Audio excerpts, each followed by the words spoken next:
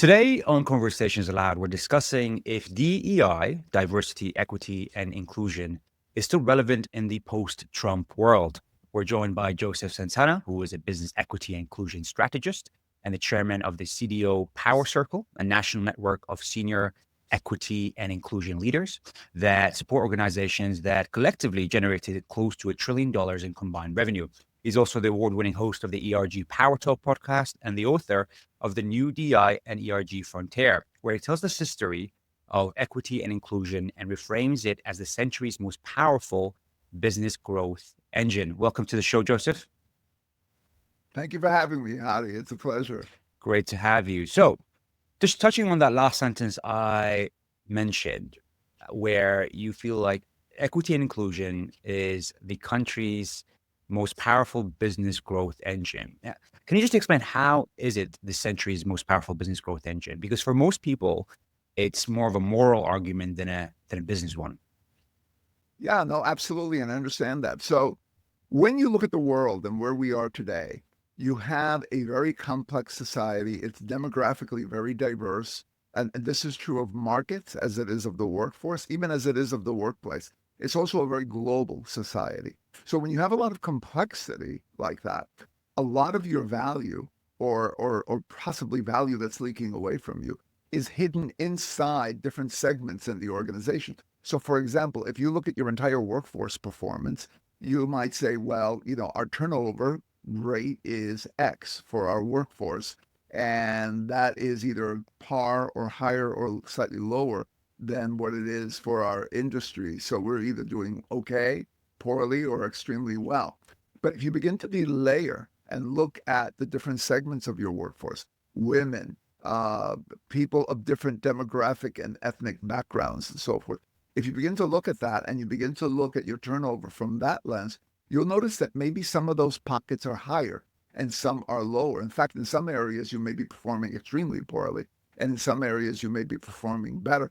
And when you then begin to talk to people from these different groups, you realize that in many cases, it's because they are not adequately supported in performing in the organization. They're not adequately connected to the organization because they don't feel like they're really a integral part of the team.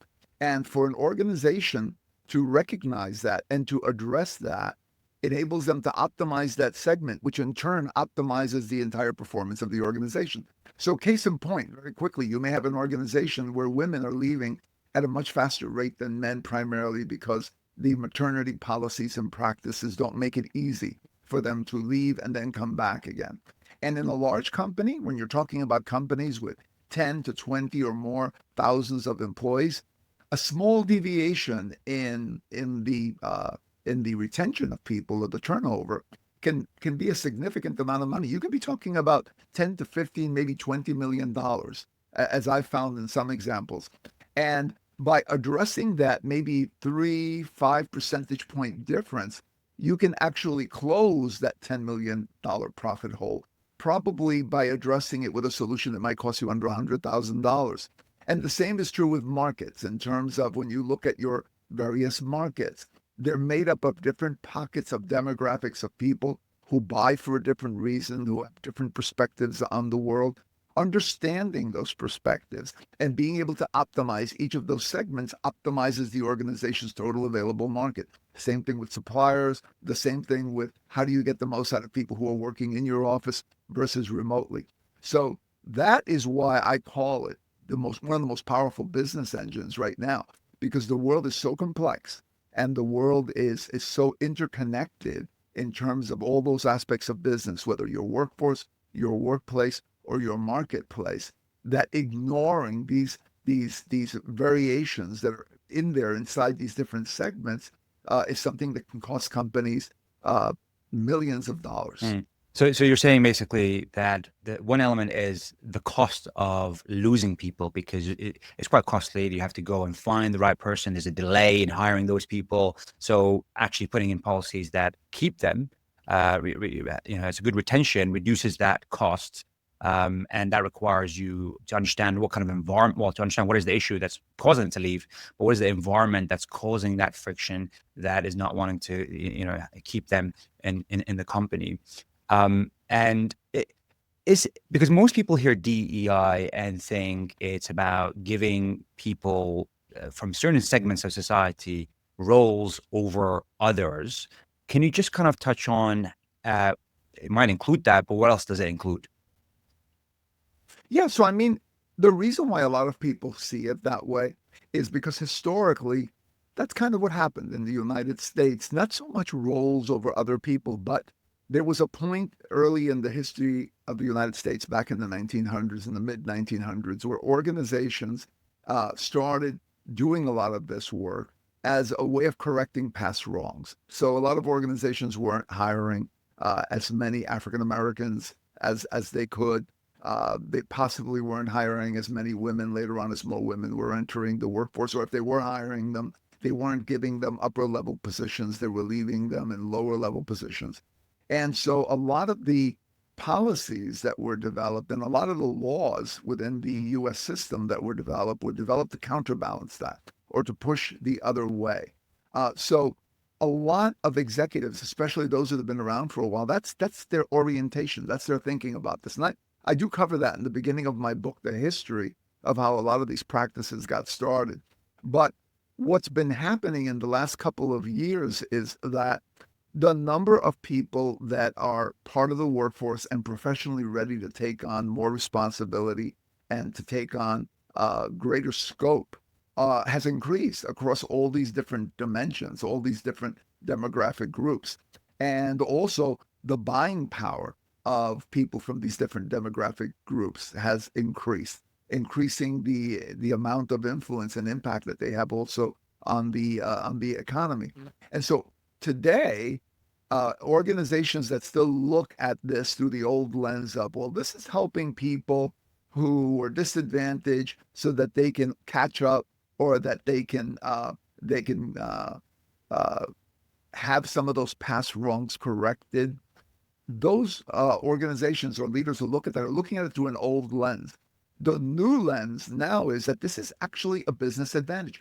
What organization in its right mind, if it were thinking rationally and not emotionally, would say, you know what? I want to alienate more than half of the workforce because I only prefer to hire this type of person. As a CEO, if you and I are the CEO of a company or the CFO of a company, would we sacrifice profitability? Would we sacrifice market reach? Would we sacrifice having greater revenue per employee in order to satisfy a preference for a particular category of people demographically?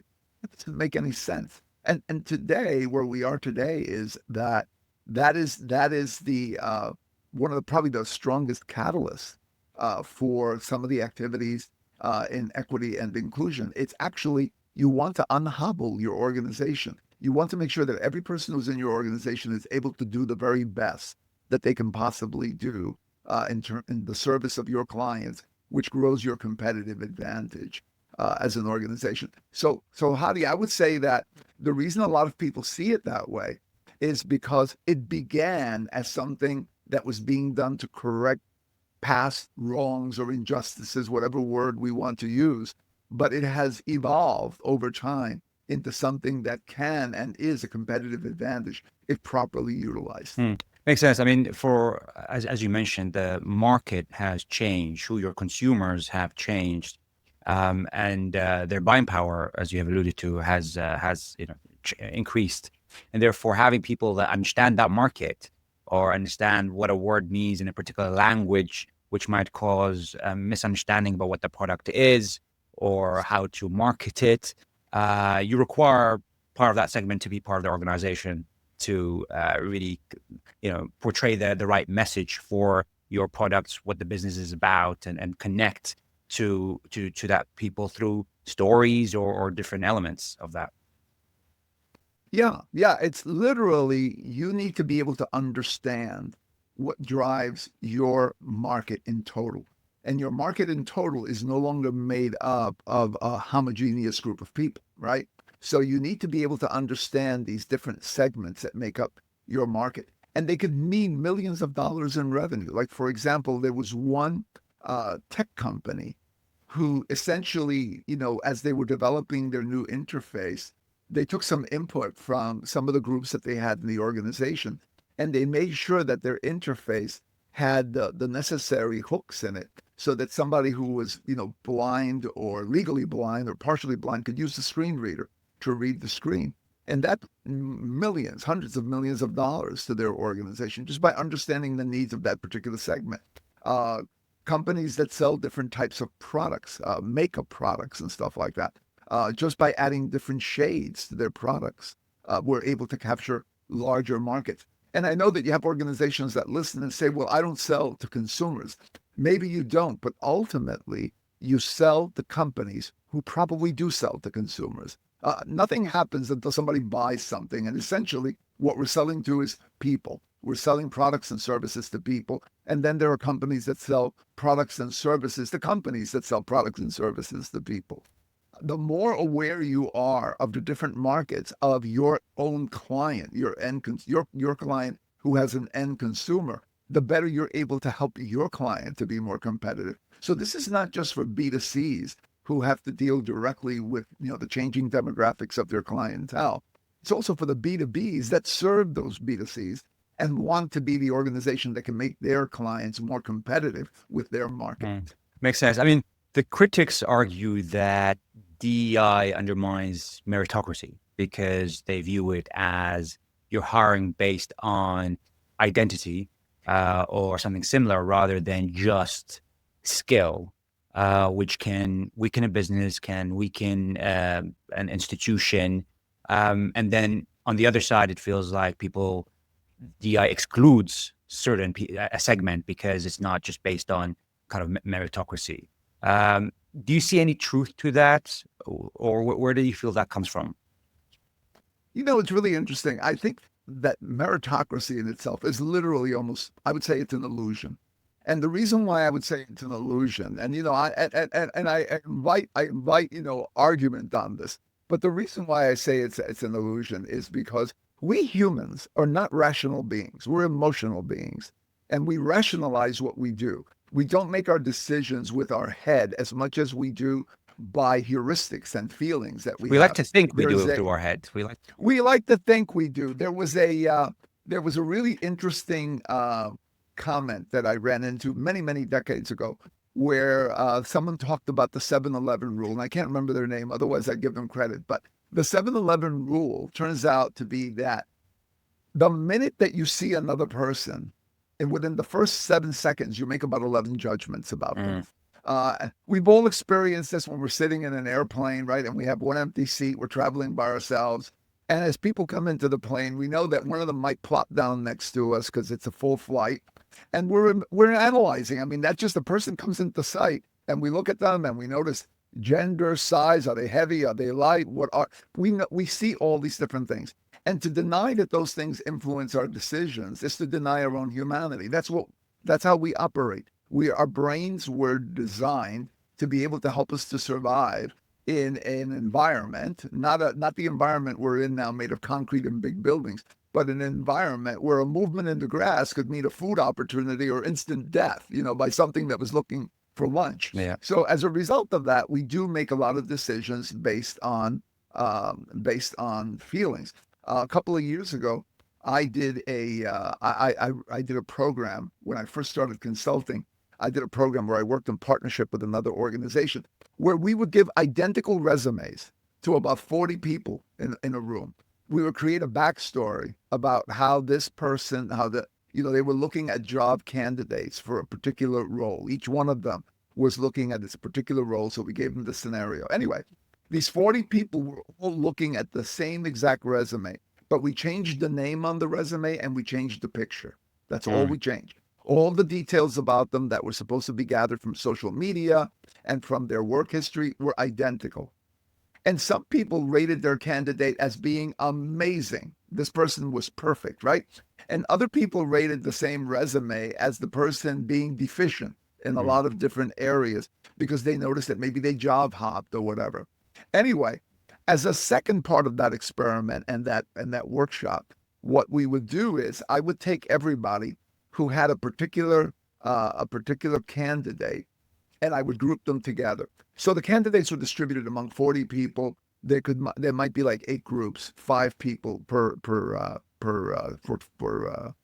file. or per persona that we developed. And they would get together, and this was supposed to be a calibration meeting. So Hadi, you rated, John a 10, but I rated him only a 6. And then we had a discussion, and then we calibrated. A typical HR operation, what they do when they're trying to decide who's the best talent for a promotion or for a job using a panel. Anyway, so we captured that score. Those scores by the 8 groups, they were also all over the place. All over the place. They were not consistent. So having the groups get together did not do anything to bring it closer to an average of some kind. They still had a lot of variety. So what did we discover?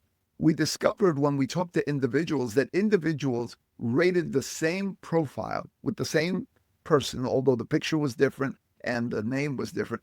They rated it based on experiences they had, their own heuristics about what a good person looks like, what a self-starter looks like, all these subordinate feelings that we have about what we're looking for in people in our workplace. And when it came to the 8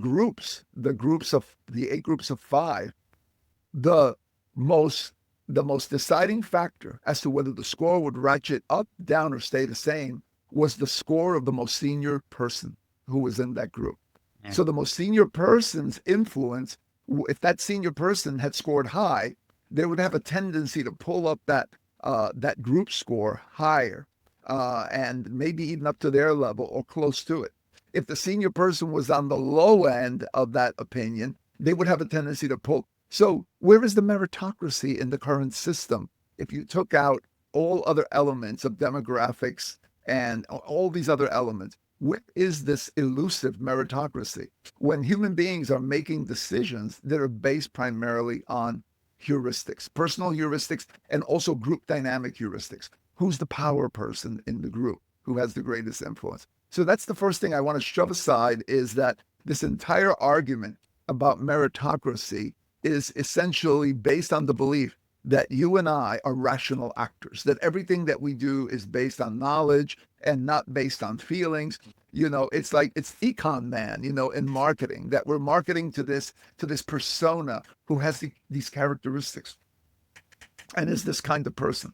That exists only in scientific, studies of people where we reduce them down to numbers. The real people like you and me don't operate that way.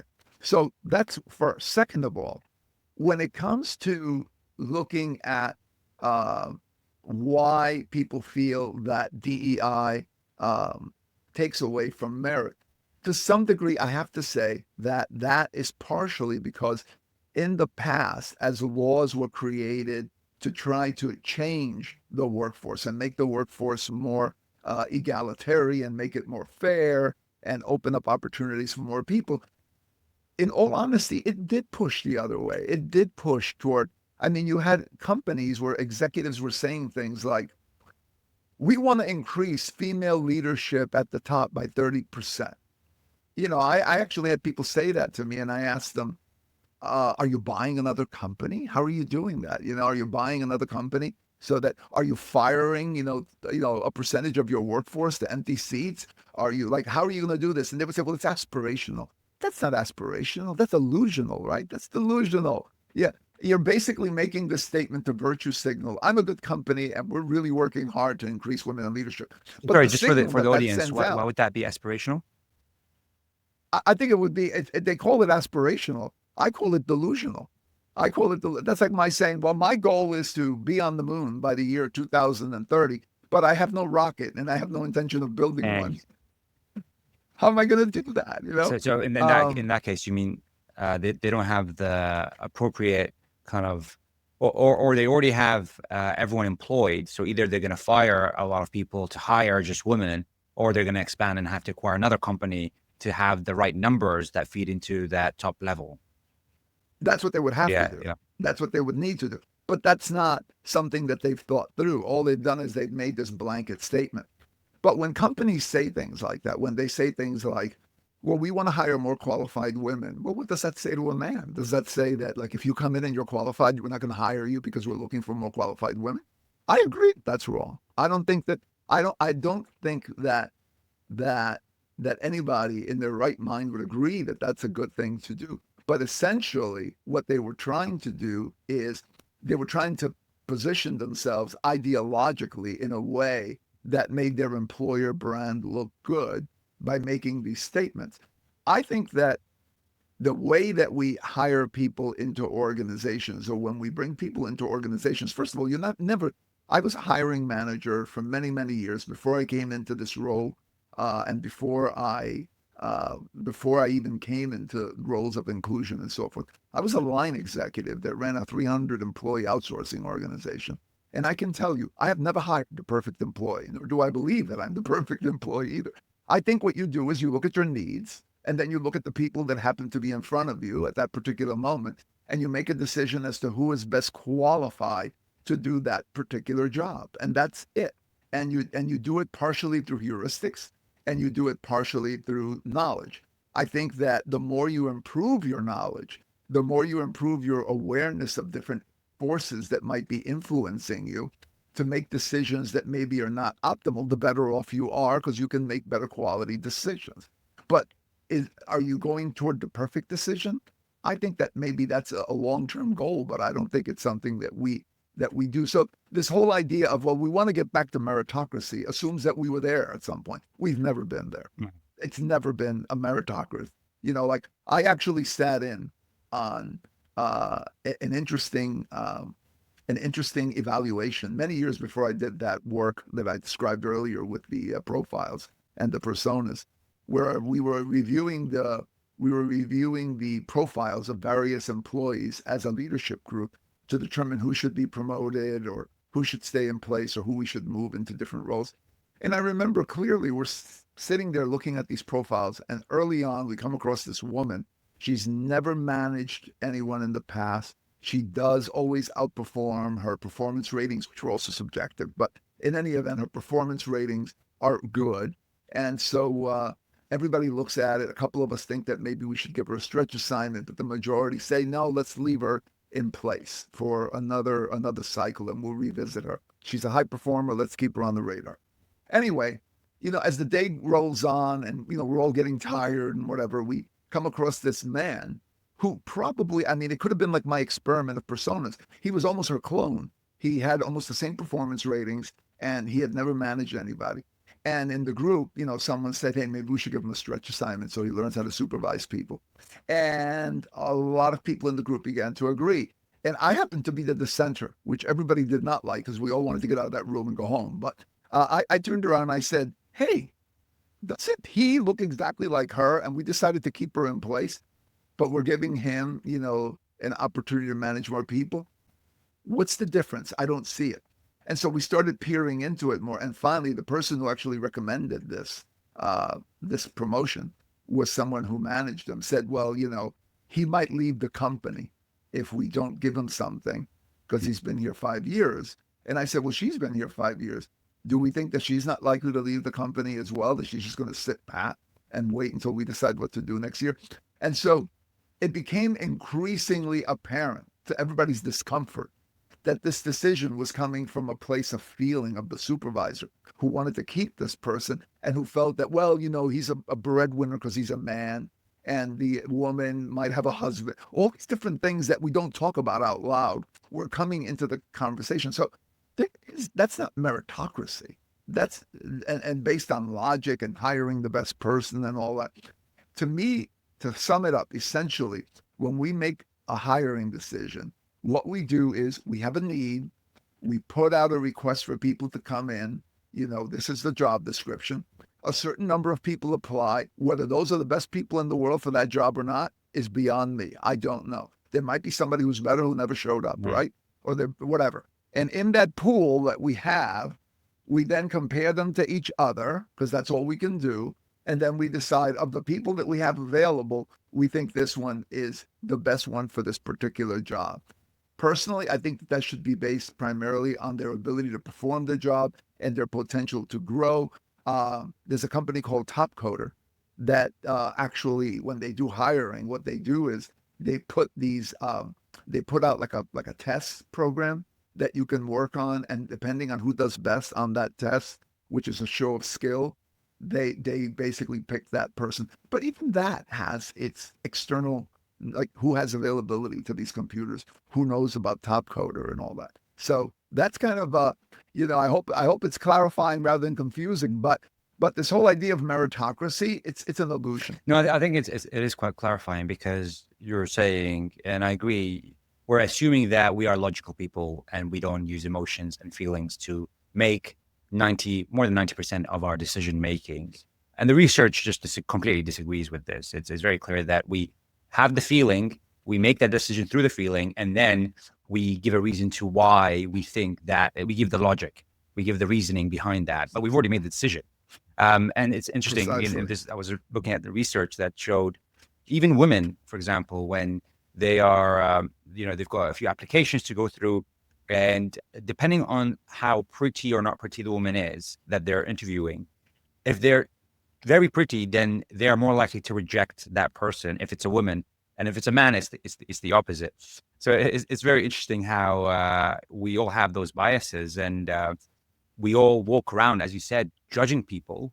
And I have to stop myself sometimes and say, hang on, you're judging someone you don't know anything about. It's just like a automatic thing the mind does. It's crazy. And even because people will say, well, great, now we have AI that will help us, remove the bias. But the AI is based on database that humans have created, which has biases. And therefore the AI is just going to, amplify the biases that we already have. Yeah, yeah. I always tell people, think of AI as if you had a child and that child couldn't see anything in the world. You locked it in a room and you just showed it a certain type of TV program. What would it do? It would assume that that represents the world, right? That TV program represents the world. And it would interact with the world based on how it socialized itself in how people, basically communicate and work with each other in that particular artificial world. The AI is the same thing.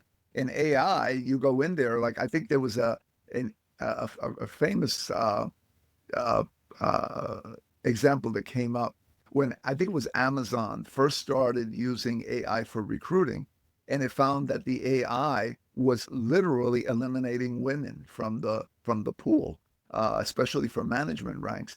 And when they began to look at why, they said, well, the AI is it's just basically a decision making system, but what it was doing was it was using historical data. And since historically, most of the management in Amazon was male, the AI assumed that men are the only ones that can succeed in this company. Therefore, I'm going to pick a man.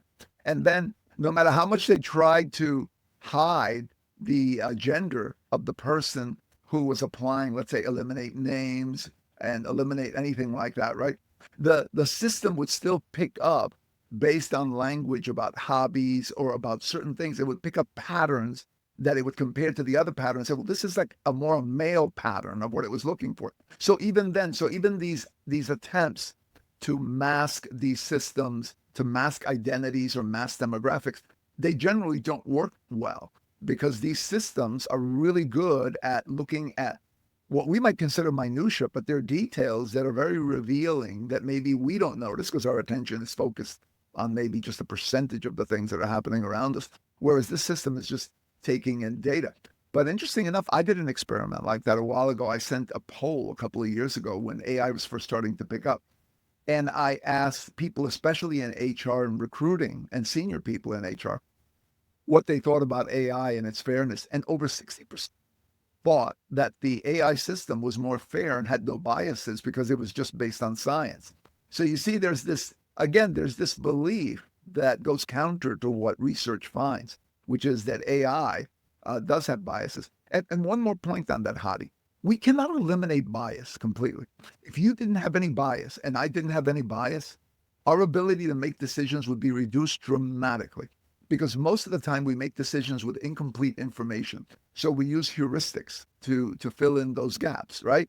Like, for example, when you go into there was an interesting article I came across not long ago where, let's say, for example, how much you're willing to pay, let's say, for a beer. Someone had this, how much you're willing to pay for a beer depends on where it's being sold to you. So if it's being sold to you in a shack, you might expect to get it for $1. But if it's being sold to you, like in the Four Seasons Hotel, you expect to pay $7 to $10 for the same exact product with the same utility, right?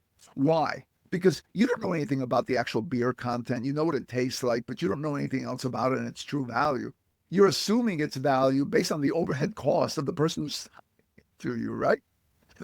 We humans use heuristics a lot, and we need those heuristics. So I've always said that the goal is not to eliminate our biases because we can't do that. Our goal is the same goal as, let's say, for example, when you're training for a particular sport. When you're training for a sport, you need to respond very quickly, almost reflexively, to movements, the ball, the other players, and so forth. The training doesn't teach you to overcome that reflexive behavior. What it teaches you to do is to fine tune it so that you get a better result.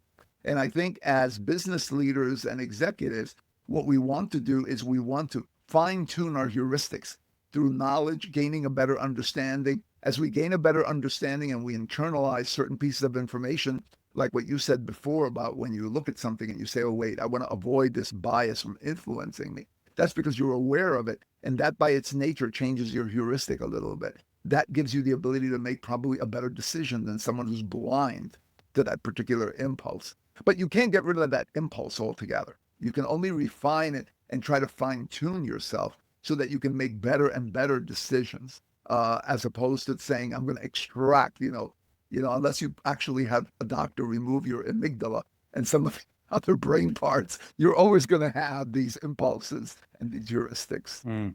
And do you feel like that's the biggest challenge for businesses and their leaders? Is it kind of realizing that we all have those biases, even if we like to think we don't and we're perfect moral people that exists? Or, is there kind of a misunderstanding around culture or inclusion that is the most challenging part from what you have seen with talking to business leaders and businesses in general? Yeah, I think the most important thing is to be able to update ourselves as to the world around us. So it turns out that we as humans, we're kind of lazy, right? Once we make a decision that something is a certain way, we internalize that rule and we follow it. That's the reason why when we're going down steps, and let's say we're going down a long set of steps, and there are like 20 steps, and they're all about like this, and one of them is like this, you get that confusing feeling when you step and the step is not where you expect it to be.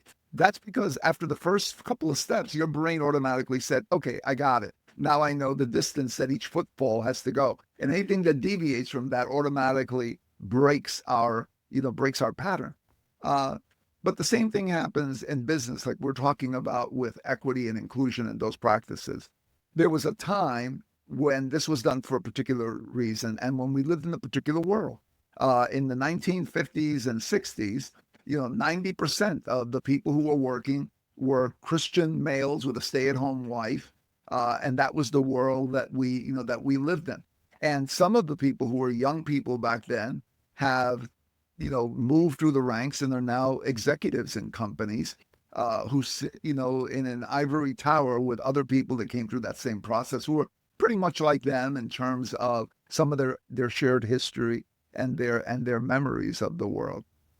The world, by majority now that they are living in, and the companies, doesn't look like that anymore. But some of them are still using that mental model when they look at the world around them. And I think that one of the things, especially in a fast-changing environment like the one we're in today, is that we constantly have to be updating. And I know that it's labor intensive, but it is a necessity of the world that we live in today. We need to look around us and see, hey, my workforce is not primarily made of white males, and then I got a sprinkling of a couple of women here and there, or my customers are not primarily, the head of the household who happens to be a man.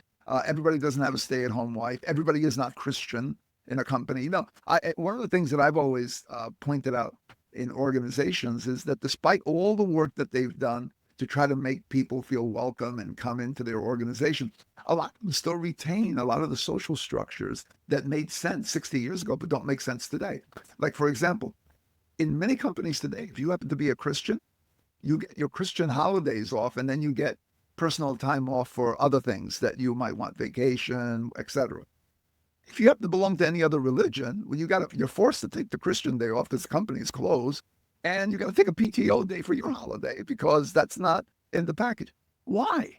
Why is that? We're no longer what we were before, but we're still operating the same way. And to many executives, if they knew what that cost them, they would change it, but they don't see it because they're still operating from that mental model. Just like they still think that equity and inclusion is about helping those poor people who don't have opportunities like we do. It's a charity thing that we're doing because we're a good company. They still think that, the majority of the world is a certain way and thinks a certain way. And I think it's important for us to update those heuristics, to look at the world around us and see what it really looks like, to see more of what really drives people, markets, our suppliers, and to update our decision making process. Otherwise, we're applying old rules to a new world. Yeah, it's a very interesting time because I think it's hard for companies now because it's almost like there's a bit of a backlash. I mean, they don't know what to do. Do they go and kind of embrace the DEI, which seems to have a bit of backlash now? We're seeing it in advertising. If you change the rules too much, there's a backlash. If you keep the rules as it was before, there's a backlash. It's like people don't even want to make a decision about what route to take. And so it's kind of hurting businesses. It's hurting the relationship with the public. I mean, I guess a lot of this is happening in the US. What should leaders, especially worldwide leaders, learn from this conflict that we're seeing play out in the arena? You mentioned there that, we obviously need to keep updating kind of our understanding of the world, but what is the kind of maybe some other things that they could kind of learn from this and how to approach it? Yeah, so I'm going to answer that, but I'm going to go back to something you said real quick, if you don't mind, because I think it's so the reason why leaders get caught in this trap is because they have been roped into an ideological battle. They've been roped into this battle of what's right, what's wrong, what's merit, what isn't, and all of these different sort of vague, uh, subordinated thinking type rules and so forth. It's like, well, is it right not to give an opportunity to a qualified man because you're looking to build more women into the workforce? Or is it right not to give women who have been kept out of the workforce for so long or kept out of larger opportunities, not to give her the opportunity or give her a shot at getting that top position? And what I say to business leaders when it comes to that is that is a fruitless argument. That's essentially like two people arguing religion or arguing other topics that are ideological and that have to do. It's like, I feel the way I feel, you feel the way you feel, and other people and whatever. And I feel what I feel and believe what I believe, but I need to respect you as well and what you feel and what you believe. I'm not trying to convert you, and I know that you're not trying to convert me either. So let's put that aside. What I say is focus on this. You are in a business that sells to a B and B or to a B and C. You produce product A or service B or whatever it is that you do. Your workforce is made up of whatever this group of people is. Your marketplace is made up of whoever can buy that service or that product, right? Gain an understanding of who that workforce is that you have in terms of their needs in order to be able to perform at their best, in terms of their in terms of what they value, in terms of keeping them and retaining them in the organization. Understand what that is so that you can optimize all the segments in that workforce, and you will be producing more than any other competitor if you can optimize every segment of your workforce. Likewise, if you can look at your market and you can see the different dynamics of your market depending on different segments that make up that market, you can optimize weaker segments. And by optimizing those, you optimize your entire market, right? Now, I'll give you a very simple example of something that happened to me years ago and what I did and the effect that had. So I mentioned earlier that I used to be a line executive and I ran an outsourcing organization. When I ran that outsourcing organization, in the outsourcing world, when we take on a new client, we sign a letter of intent that says, Hadi, you're paying $20 million a year to run your IT. Let's say you're paying $50 million a year to run your IT. We could do it for 30. which is a big cost savings to you, and we could do it more efficiently than you do it right now because we have different tools and so forth, et cetera. That's the argument, right? So you hire us. Now, all your employees who worked for you in IT, let's say you have 50 employees that worked in IT, they become our employees. We take them on our payroll, and you're paying us just that, for that $30 million contract. But in order to be able to give you the cost savings and to run that operation as efficiently as we promised we would, we need a project executive. We need somebody who knows our systems, knows our way of doing things and our processes that we can then put as the head of those 50 people in that group. And that's the tricky part, because if you're selling deals and your bench for these leaders starts to drain a little bit, then you can't put somebody in there fast enough. And until you start performing, you're not earning. You have to put that person in there to start performing so you can start earning on that contract. And that's the kind of situation I found myself in years ago when I was the head of this group. And one of the things that I noticed was when I looked at my bench, they were all men. There were no women who were in that bench. Later on, I went and I looked at it, and that was basically a subsegment of the group was gender, right? So later on, I went and I looked at how these leaders come up, and I realized that men tended to come into the organization as software and hardware engineers. Women tended to come into the help desk and logistics.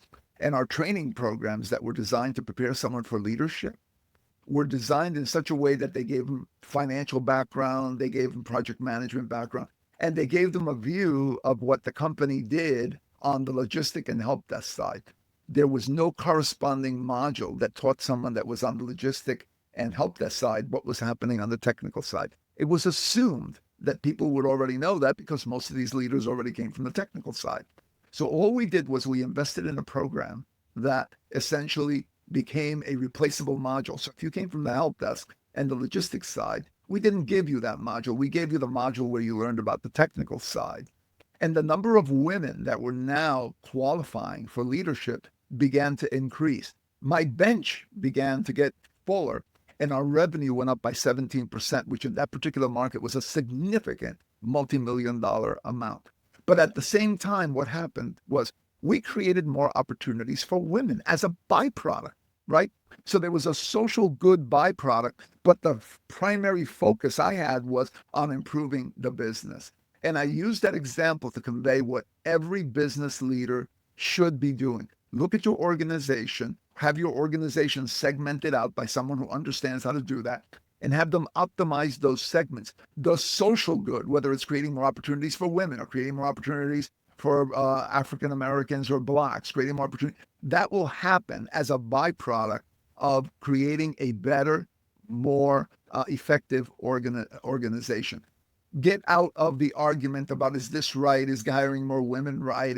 Are we denying white men opportunities or whatever? Leave that to the philosophers and the sages and the theologians to argue, right? I am none of those. I'm a business person, right? Look at it from a practical standpoint, because when you make good practical decisions, you end up with a better outcome that not only produces a better financial outcome, but also produces a better social outcome. And in terms of what leaders should learn who are looking at this globally, right now, looking at what's happening in the United States, I would divide those leaders into two groups. Group one would be the leaders that are people that are in the DEI field or the inclusion field outside of the United States.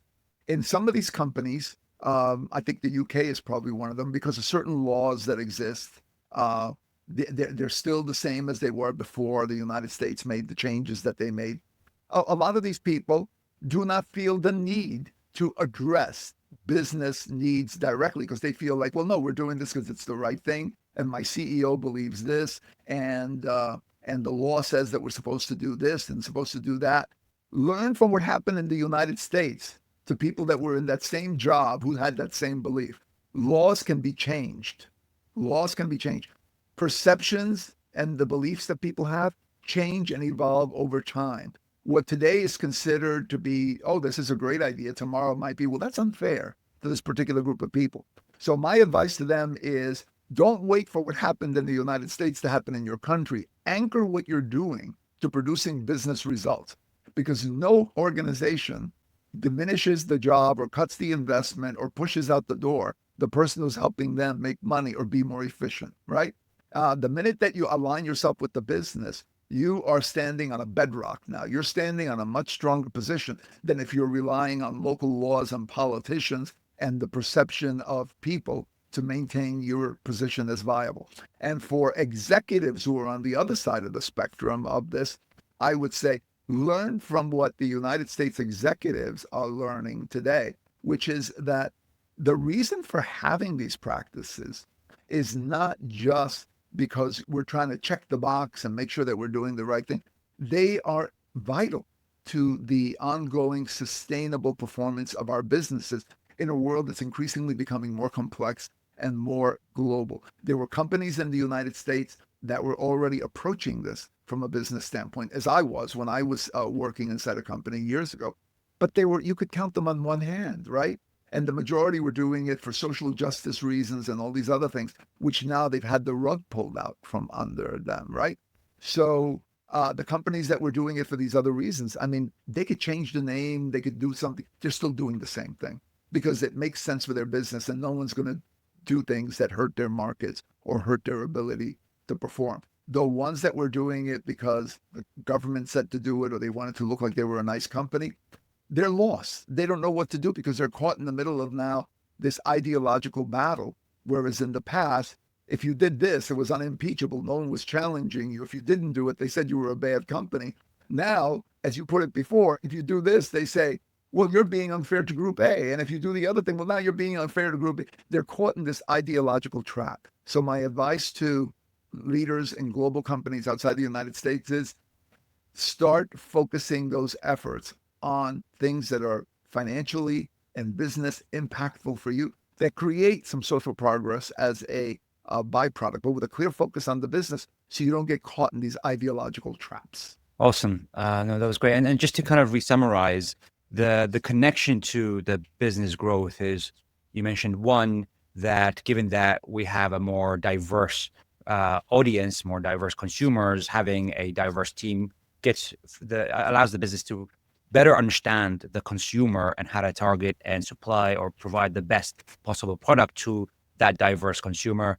Number two is, if you're losing people especially from a particular segment, understanding why you're losing those people and putting in policies that stop that from happening reduces the cost of rehiring and everything that comes with it.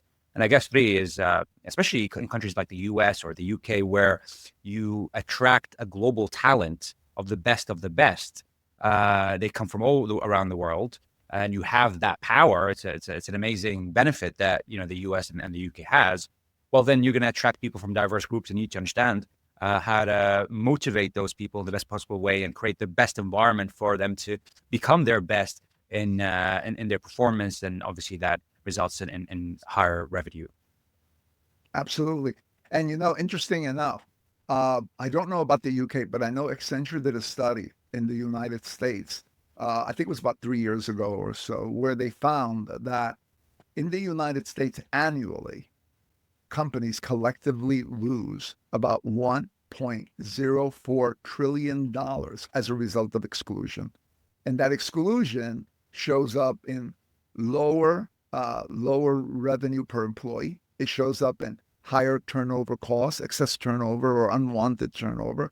It shows up in markets not captured because the organization has a blind eye to that market. I remember one story where one company, it might have been Amazon, when they were first selling one of their products, they advertised it, or they put it out through emails and so forth to communities that they thought could afford the product or that they thought would want the product, and they missed like a whole market as a result of doing that because they just assumed that the assumption was, well, this particular people tend to be too poor to buy this, right?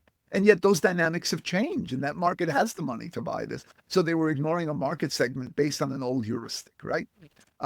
So think about that. And I always say to organizations, when I look at them really carefully, and I collect data about them, is what I'm trying to figure out is how much of this $1.04 trillion is hidden inside your P&L? How much are you invisibly bleeding without realizing? Because you're looking at the whole number. You're looking at, my workforce turnover is 15%. The industry average is 15, 16%. So I'm pretty close. But what you're not doing is you're not segmenting out and realizing, well, wait a minute, my male, let's say my male turnover is like 12% or 11%. My female turnover is like 17. But when it averages out, it looks okay. I can optimize this. I can take costs out of this that I can then redirect to other things where I can invest it in things that will grow my organization. Or I think I've captured X market because I believe that's the total available market. But in reality, with a couple of tweaks, I have another available market that I'm totally ignoring out here. And let's put it this way. If Frito-Lay figures out that there's a market, in Flaming Hot Cheetos before the other dessert, before the other snack company figures it out, they're going to grow. They're going to grow a lot faster, and they're going to become a bigger competitor that can swallow them up. So that really is the key, I think, for organizations to understand that the opportunity for them to actually squeeze out more from their organizations exists in understanding those segments and applying inclusive thinking. And I often use, I don't like using, someone told me not to use this example because this is a very unpopular practice, which is fracking, right? But fracking is where they actually dig a hole all the way down and then they do horizontal drilling and they go into like this deep shale area and they pump water into it and so forth. And they free gas and oil that might have not been accessible before fracking was available. And I say it's the same thing. It's like you have hidden value as an organization, speaking to an organization, and you also have costs that you're bleeding from your P&L that are hidden inside those large numbers, like your total turnover number or your total cost of having your employees or what you think is your total available market. If you begin to segment that out, if you go deeper into it and you frack into it, you begin to find pockets of opportunity where you can get rid of costs that are excessive and that are slowing you down. And you could seize other markets and opportunities that were always there, just hidden inside those segments. Perfect. Joseph, that's been very, very interesting. If people wanted to reach out to you, hear more about, what you do, where can they do that? Yeah, the best way to reach me is on LinkedIn. I'm very active there. So Joseph Santana on LinkedIn. I also have a newsletter. It's a free newsletter that's published on Substack. It's called the Bizclusionist Weekly. So biz as in B-I-Z, Inclusionist Weekly. And it's basically full of really just practical articles and tips on what to do. It's not ideological at all. I am not promoting any particular agenda from the right or the left. All I'm basically saying is these are the needs of businesses, and these are some of the things that you could do to address those needs in a way that builds the organization and creates social good as a byproduct. Awesome. And we'll put those in the show notes. Joseph, thank you so much for today. My pleasure, Hadi. Thank you for having me. I appreciate it. Great to have you.